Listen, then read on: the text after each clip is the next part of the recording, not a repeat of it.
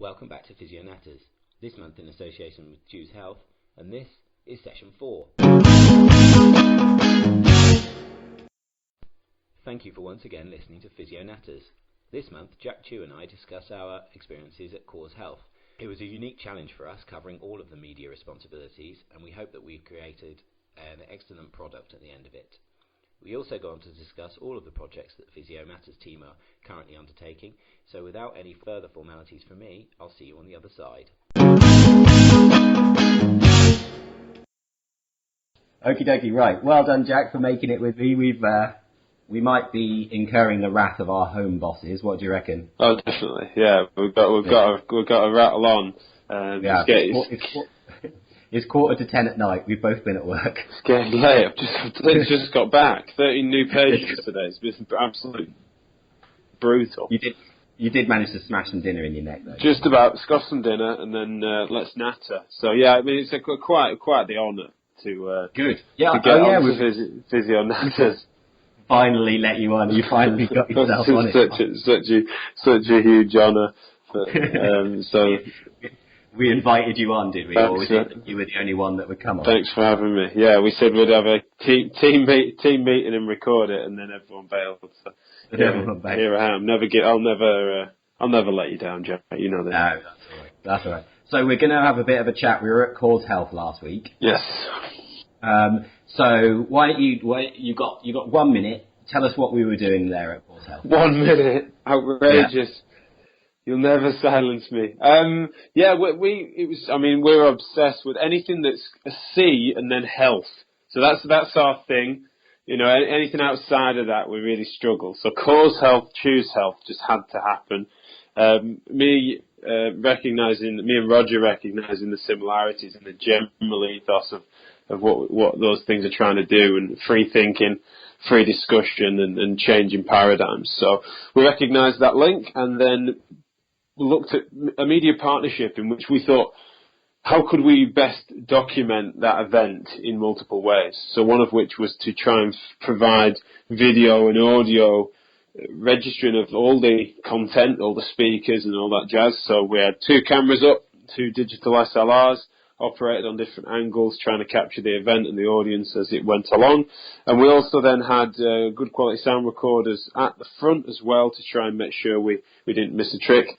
Interviews with the speakers in between times, little vox pops for questions that didn't get asked in the room, and really tried to capture the moment, and good networking opportunities. Clearly, some real key players really getting chins wagging in the intermediate sessions and the discussion sessions as well. So hopefully we represented that. We're going to then put it together as quickly as we can, although it will take a bit of time. We'll get some podcasts out soon, little snippets for the YouTube channel, and then there should be a big downloadable piece, or maybe you could even get it on some USBs or DVDs if you're archaic sometime soon. So yeah, that's what we did. Really, I love the event. I was flying around. I mean, it was 5 64 gig memory sticks that we used, memory cards in the cameras and the audio devices, and about 7 batteries for the cameras. So it was absolutely logistically a nightmare, but I think we just about managed it. It was brilliant, wasn't it? I must admit, I really enjoyed the whole thing. I've not done anything like that before. Never mind not been to a conference like that before. Marrying up physiology. Where were you? It was a bit of physiology. What am I saying? Philosophy, that's what I meant. Philosophy, sociology, we had clinical applicability later on, didn't we? And then Mick Thacker at the end, topping the whole thing off. I thought it was great. And then, like you say, in between times, when we had the little breaks, there we were chatting to everybody. We saw everybody's Twitter handles. Yeah, there was a hell of a lot of variety for sure. And I think that the merging and the meetings of these things there's no arbitrary lines between these things. I mean, where does sociology end and philosophy start? That's daft, because you'd say that philosophy underpins what we do and how we practice, and this age-old silly debate of art, is it an art, is it a science in physiotherapy, and it's always a bit of both, but equally it sounds wishy-washy to say those things. So where can we draw some lines, and how can we utilise this conversation effectively? And getting everyone in the room discussing it and broadcasting it openly and honestly. There's nothing covert about it. That's what's really cool, I think. What were your sort of initial thoughts with regards to the content? What did you take away from it? Yeah, a bit of a declaration to start with is I was flying in and out, and so until I get a chance to really sit in front of a lot of the footage, there were sections that I missed when I was trying to just shepherd certain batches, just supporting you guys doing the brilliant work that you did, and just trying to stop it falling too far to bits. But so I did miss chunks, but my general sort of hunch on it was that, I mean, it really worked well in terms of the format, and the room was really useful. The way it was set out just seemed like there was an intimate feel and good chance for people to integrate. The mornings, I mean, there were certain times where just about you thought you were just about grasping where they were going with it, and then your mind had just get expanded until the point where it just gave you a headache. And so the underlying theme being, loved it.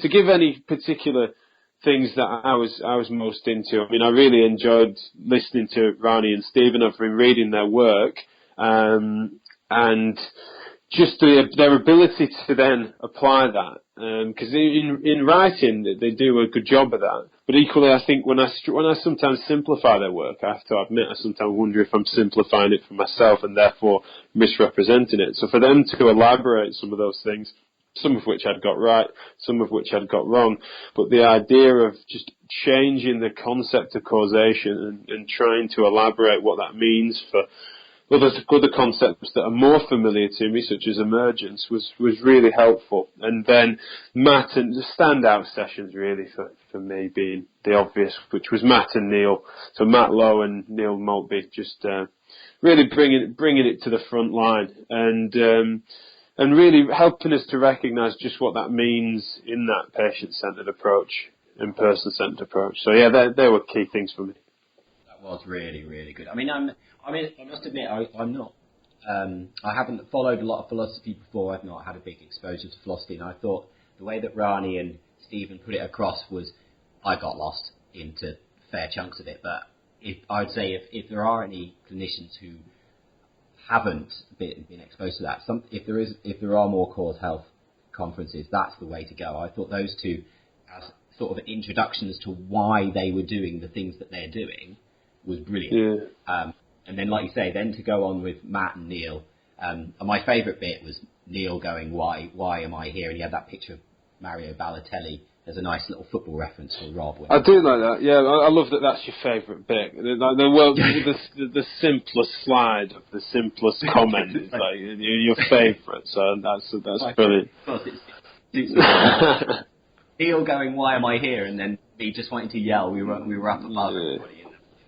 Galleries, weren't we? And I wanted to go, it's good you write the best. Yeah, it's good. And I think that's an underpinning of the whole thing, wasn't it? This glorious humility that comes from all of them, and then the openness to it. So Neil thinking, why am I here? And everyone else just thinking, you're here because you're one of the few people that can really translate this material and make it human. I mean, there's lots of questions that, I mean, you've got to get Maltby on a Natters. I mean, he's a very busy man, but you've got to try and do that. And I think some of the questions that come from us, we tried to put two of them on the little Vox Pop interviews that we got that they'll probably come out soon.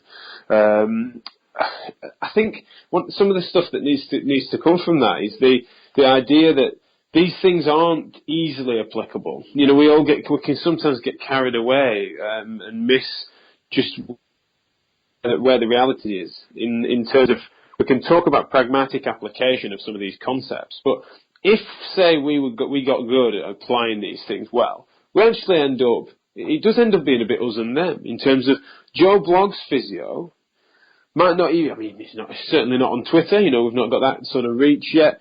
He might not be listening to Physio Matters, or certainly not Physio Natters yet, unfortunately. You know, these are and so they're therefore never heard of cause health, never heard of you know, they still might be in a structuralist mindset. Or otherwise, not through fault necessarily of theirs, although there are an awful lot of free resources out there now. But what I mean by it is that we sometimes get So we're scrutinising the 1% of where we all might disagree slightly, which is fun and interesting, and it really stretches minds. But wow, I think sometimes I think we should probably just wind it back and try and get some sort of consensus of what particularly UK physios are doing at any one time. And I don't think anyone's got that information, and it's hard to collect. But generally, there could be I think there's a window in which we can wind it back and say, right, this is what we're doing, this is what this room's doing, but what's everyone that's not in the room doing?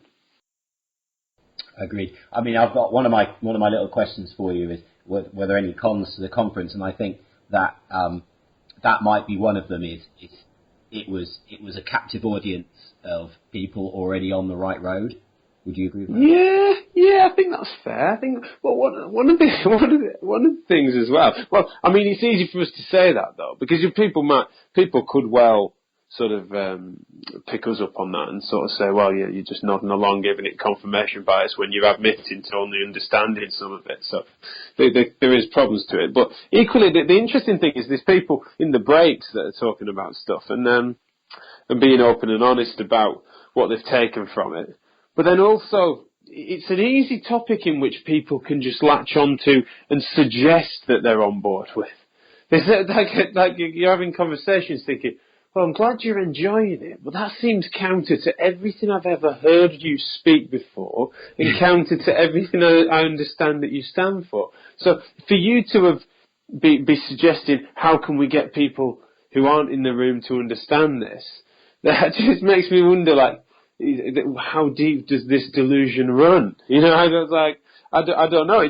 But then equally, people might say that of us. I just don't know. But it seems so easy to latch onto, and there is a concern, and a valid concern, that N equals 1 and the cause health sort of standpoint of the journey that they're proposing could be seen as a vehicle for the sneaky to just ride backwards and just sort of descend back towards this religion of autonomy that means that you can do what you wish and call it person-centred.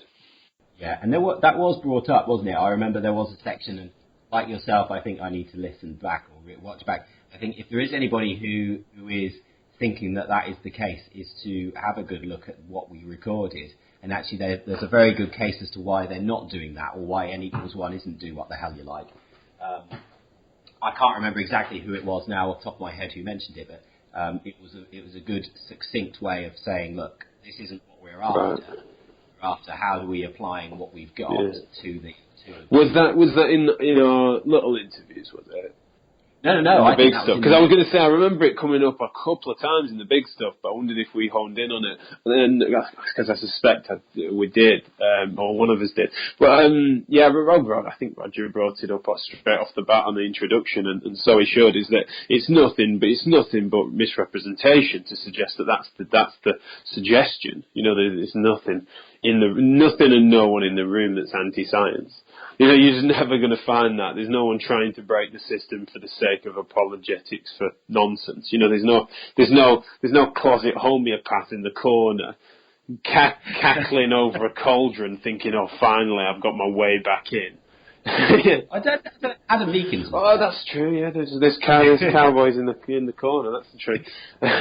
Yeah, definitely. Oh, poor bloke. He had the mick taken out of him all day, didn't he? He did. I know, but he welcomes it, and he does bring it on himself. But no, it was great to catch up with Adam, and great for us all to be able to grab a beer afterwards and stuff as well. But yeah, he did have his undies pulled down by Matt Lowe, didn't he? He did. Put in a tweet, holding someone to account for a public tweet. Outrageous! What a bully! If that Matt Lowe is. So no, it was quite fun, wasn't it? But of course, like he should and like he does, Adam took it well and elaborated it. I wonder if he's swiftly deleted it since, but no, it was good. All in good fun. And it was a hell of a clash of Twitter handles, wasn't it? That's another was. thing. I've never. Well, yeah, I mean, even when we were at Therapy Expo, there weren't as many Twitter handles there, I don't think, as there was in the crowd. No, I don't know if that's another sign of the Twitter echo chamber, or is that a good thing that everyone was finally able to meet? I don't know. Pros and cons, yeah. Yeah, exactly. Yeah. All right then. how about if you would go the next Cause Health 2.0? What do you want to see from that sort of conference? How do you want them to build on that? Yeah. Do their job. Well, that's the exciting thing, is that there's you can already tell that the cogs will continue to turn, and that the admission that there was going to be far more questions than answers that come from it, and there was never going to be these. And even with us talking about this, people might not have been there and think, oh, Jack and Jack are going to elaborate just exactly what the take-home messages were. Well, good luck with that. because the whole point is that there's no obvious nuggets and take-home messages. So 2.0 would for me, I think, if they were to move forward on the way in which Mick Thacker tried to bring stuff together, and he did a wonderful sort of history and journey through pain, and we're going to try and get him onto. You baited him effectively online, and we'll get him onto Physio Natters soon, so we'll do that. But generally, if they wanted to try and take some of what Mick ended the day with, I'd be interested to see where predictive processing and where the direction is going with Bayesian interference, etc., of pain, how that knocks on the door of what's the word?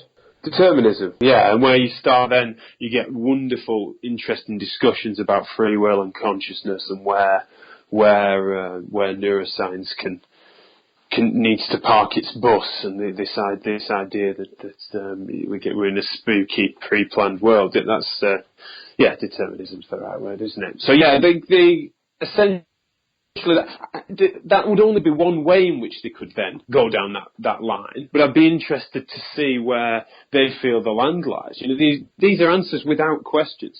These are answers I don't think we're even close to the questions that we're not even close to answering. So that's where I would wonder. Just one little take as to where they go, but also I think there's a real place for people like Neil and Matt and the whole team even together to clarify some of the harder questions that came from the audience that were suggestive that there was nothing new or novel. That was one of the fun things that cropped up. Again, people craving something new, well, then to elaborate. Well, this is much of what we've heard before, or much of what good clinicians do. Well done you. How about you go and fuel some more good clinicians? Because I can't admit, although I'm pleased in the direction of travel, you know, this is a small snippet of the population of physios. So I'd like to see. I know that Neil and Matt have got plenty of tricks up their sleeve for how they'd elaborate that, and there's plenty of statistics to show that the pendulum's far from swung far in that direction. I would say. What about you? What do you reckon? I think what I want to see. I mean, I think one thing that I really would like to see is to each time they do one of these conferences is to move forwards to a degree. So, like you say, bring something slightly new from each section. Yeah. So what I really liked was start with the philosophy, was a bit of sociology in there, then clinically apply it, and then Mick at the end with his sort of bit more into the pain and predictive processing. I think if they can continue in that vein and move each little bit forwards to a degree, then what we'll find is that even those people in the room, like you say, who are going, this is nothing new, each time they go, there will be new stuff. Because you can't keep up with all of those portions. I mean, the philosophy to me was entirely new. Okay. Or almost entirely new. I mean, questioning causation, questioning all those things is a really difficult thing to do when you're used to saying, oh, you know, torn hamstring, then this, then this, then this. And then questioning that actually none of that may be true is a really difficult task. And I think if they can keep pushing forwards, but don't push forwards too fast so they lose us, that's going to be what I would want to see. Okay. Is they move forward at a pace that we can keep up with, or I can keep up with. Well, I think that's the thing is, especially you'd have at least you'd hope a subtly different crowd. But then you imagine that instead of Roger's introduction where he tried to lay some foundations and underpin the sort of project and what it stands for, what it means, and what we're aiming for. Essentially, that's when he comes to introduce 2.0 or the next thing that they decide to do, whether it be similar or different, would be for him to then try to bring that together. And I think that there's a good couple of slides worth of bullet points there for where it came to. There was less chance, if I'm honest, for an open forum sort of debate in and around it. But I don't know. There's format issues with that, and also there's those that are comfortable. There's those that have got a delayed digestion almost of the messages. You know, it's tricky for everyone to sort of openly ponder. As much as we're saying people knew each other from Twitter and stuff, it's still very different than throwing your hat in the ring with an opinion on some of these really tricky topics without preparation. So I love the idea of round table discussions, but I think it would need to split into smaller groups, and that involves a workshop style format, which becomes more difficult logistically, I know. All right then. Here's an easy question. Would you recommend people, one, watch what we're going to produce with the videos, and two, go to Cause Health 2.0? Absolutely. I mean, it's going to be whatever decision they make, unless they do manage to push it out to Wembley Stadium, then they're going to have another sellout, and it's going to be a big waiting list and stuff. So, whatever they decide to do, we'll be there to support them if they still want us, and we didn't upset them too much. So yeah, I'd always recommend that everyone goes out to that, and the beauty of it is that they will be able to, whether they're deciding to go or not, we'll be putting this out there and as much of it as we can, so they can see for themselves. And I think that's what we try and do, of course, with Choose Health and everything that we touch, is to put stuff out there. So if you like it, you can go and get more of it. That's the nature of it. You never get the final word, but you can get a taster. So I'd certainly recommend it. And what was the other part of your question? That was it. Would you recommend it? I think. Was it? Oh yeah. You said recommend the video. Would you watch the video? Yeah. And then would you actually? Of course, they come hand in hand. You know, it's hopefully going to be a real true representation of what happened. And that therefore, of course, to both of those, but it's going to be difficult, and depending on where in the country stuff is, and people can't always get to it. But I think the future of these things is for them to be documented and shared as widely as they can, because knowledge is power, and we've got to win this war of conversation. I don't like to call it a war necessarily, but it's a battle of ideas between people peddling products or peddling messages that suit their own agenda, or suit their own special group, or suit their own message of authority, versus a collaborative conversation that can go on, which is stuff that we're obviously very pro, and the 30 plus hours of CPD that we try to broadcast for free is not to undermine any sort of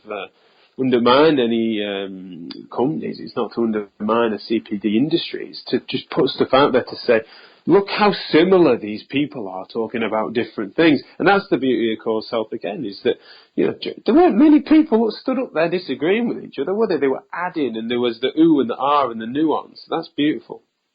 Really good, really good. All right then, mate, just quickly before we go, we've got a few projects with Physio Natters, haven't we, going on? We might as well get them all out there so people know what's going on. Yeah, it's stretched in all directions, haven't we? Well, one of the things I'm most excited about, and I think I would say this, but the world should be more excited about it. Certainly the physio world, they should be excited about it. If you go deep into a conversation about physiotherapy, society, the future, health in general, health promotion of exercise, you always find yourself landing on education and the framework of governance that comes from bringing up the new next generation to not have to make the same mistakes that we or those before us have made, etc. So everyone finds themselves landing there. So what we've done is we've put together a focus group of students and new graduates or early career professionals. So within that sort of before 3 years qualified, we put a shout out on social media and got a load of applications, real high quality of applications together, and then we picked from those once anonymised to try and find who wants to discuss it, with the idea that they're going to just have these conversations, they have these little conference calls to try and see if they can come up with some consensus statements about the pros and cons of where their university degrees got them from all over the country, all over the UK. In fact, we had some applicants from Europe, just to try and see what's the all with legitimate grievances about their courses, but equally there was no. We said it's not a moaning contest, didn't we? It's a grievance with a desire to absolutely, change. yeah. We said no moaning contest, but equally no diplomacy forced into it just because of this, which does happen in these other political circles. So it was this idea would you like to get together and try to promote something that gets a message? So the idea is then that they're going to come up with this consensus document amongst them. How many have we got? There's 5 of them or something that we picked from something like 30 odd. That's the beautiful thing. So if we get them together, I mean, it could all fall apart, so we challenge them to it now. But some brilliant minds with brilliant ideas, get them together and see if we can pass out some of these solutions rather than problems. We can all talk about problems, can't we? So that's what I'm most excited about. What else have we got on? What else am I forgetting? Well, we've got a little anniversary coming up, haven't we? Episode 30. Have we got a big guest lined up? Is that an anniversary? How many? Oh, well, I'm 30 this year, so we'll call it anniversary. Okay. Nice one. No, well, I don't think I knew that. Well, we got Karen Middleton, the Karen Middleton. The Karen Middleton. That's the exciting thing about with Chief Exec. Yeah. Well, so next Friday, I go down to Bedford Row to interview Physio Royalty, and Karen will of course not be pleased at me saying that, and she knows I'm jesting. Lovely lady. I've had some really productive conversations with her over the phone, which I will elaborate on the air. Were entertaining, to say the least. And so from that, Karen threw her hat in the ring and said, "Let's talk about these things on air," which is great. Massive amount of time for that. So yeah, I'm going down and interviewing her. So that should be juicy. I'll be doing my best to be Jeremy Paxman, but less of a tool. That's going to be. I don't know. The Paxman meets Alan Carr. That's going to be that's how I'm going to do it. So that, for those of you for those people listening who aren't in the room with us right now, that is the 27th you're recording, and we'll release that on the 5th of That's June. right. Okay, lovely. Right. Do you really quickly? I'll mention this one. So we had a little abstract accepted to WCPT in Liverpool. Well, that's yours to talk about, pal. Yeah, you pushed it forward. Yeah, you kick it out. So especially if people like this little conversation between the two Jacks, they're going to love coming to that. We're going to both get up on the stage and have a little bit of a chat for 10 minutes, and then feel. Well, we certainly can't talk to each other. That would be sad. But yeah, no, the plan can be. So we got abstract accepted, which is of course an honour for us, and to try and somehow formalise our nonsense a little bit, and talk about how Physio Matters was. I'll talk about its embryonic days, and then you can come on and tell me how you corrected my wrongs. Tell them how you corrected my wrongs, and well, you'll be able to elaborate the way in which the team style network comes out. How the basic underpinning. I don't know if we can call it governance. I know it's a bit of a buzzword sometimes, but the ways in which we self-regulate, the ways in which you keep my dictator tendencies at bay, and the way in which I try to suppress your uprising. So yeah, we'll talk about that, and then we've got all sorts of stats and statistics, and hopefully I think motivate some people in the room, if anyone does choose to attend, to then maybe look at considering such platforms and recognising just how this conversation can get out there, because there is an unfair MSK bias to I'm not saying our bias is unfair. I'm meaning that generally speaking, there should be other types of. I'm sure there's lots of hungry neurophysios that are hungry for CPD, etc., that aren't being tapped into. So hopefully we can motivate and inspire people to consider digital media and digital journalism, which is what we obviously stand for. Yeah, brilliant. Do you want to talk about Patreon, or you want to... Oh yeah, no, that'd be a good idea. Yeah, well that's going to be that'll be imminent as well. I mean, we'll pull this finger out and put that together once we get used to our new video software and get the YouTube account back up and running. Patreon is something that if people are going to have a chance to support us in different ways soon, we're in a position where, because we keep making more and more awkward noises, means this is strangely less and less less and less companies and groups that are willing to be put under a spotlight, not because we're ruthless, but because we're honest. And sometimes sunlight is the best disinfectant, as we've seemed to have proven recently, in various ways. And so because of that, it does mean that we're trying to do more and more with less and less. And so we can't continue. We try to behave charitably, but equally we can't keep hemorrhaging the money that it costs. And so we have some brilliant followers. And so Patreon's going to be a way in which you can support each piece of content. If you like it, you can support it rather than it being sort of a crowdfund style thing. It's something that you can support a creative voice or a creative collective. And each time they produce content that you like, it can be a certain amount of pence or cents that you want to support it. Because if that doesn't take off, it will certainly narrow the content that we produce. That's the thing. It's not a threat that we're going to disappear. But if you think that a balanced journalistic message is the way to go about things, you think that conversation and then rebuttal is the best way in which we can promote good ideas rather than sort of a more authoritarian approach, then essentially that is exactly what you need to be coming for. I want to say the phrase, if every listener gave us a quid. Yeah. We'd be all right. Yeah, well, you'd think so, but it's most of the button presses are our parents and grandparents, so we've got a way to charge them, haven't we? But essentially, yeah. These are the things that just seem kind of a cap in hand. It's just cringe, isn't it? But generally speaking, with Patreon, I stumbled across something that really means that it would feed into our feedback loop. You'd end up with a set of people who really stand by the products, and therefore you've got patrons that you can then offer special content to.